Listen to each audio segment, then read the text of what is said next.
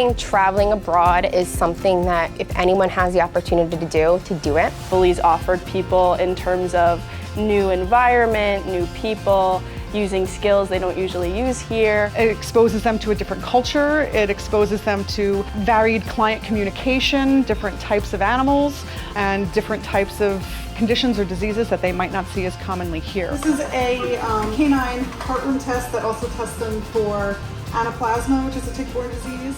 Where's the purple dot? Right here. I am a visual learner. So learning here in class, I did learn a lot, but actually connecting the two and visualizing and putting them together is what makes it click for me. We want the bevel to be facing up. We had students have their first opportunity to perform physical exams, perform IV catheterization, phlebotomy. The large rounds are the red blood cells and the tiny purple are the platelets. Monitor and induce anesthesia. Some of them having their first times witnessing surgeries such as spays and neuters, their first time medicating patients. This allows them to not just gain additional knowledge, but to be able to put that knowledge to use. It definitely opens up your minds in many different ways. It makes you think differently. Not only in the veterinary world, but in just life in general, how we treat people, how we see the world, how we take a lot for granted here that is very accessible to us.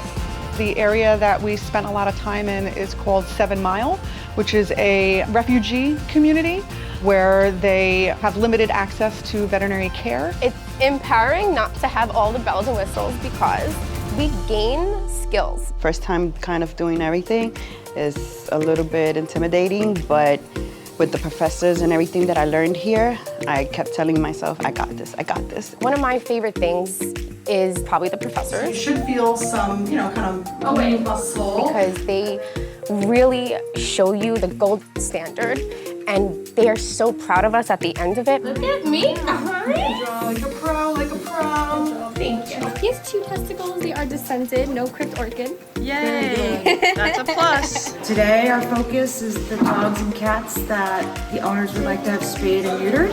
And then on Wednesday our focus is going to be preventative care. The kids coming and bringing the dogs and so interested in what you're doing. Going abroad is just all around fun.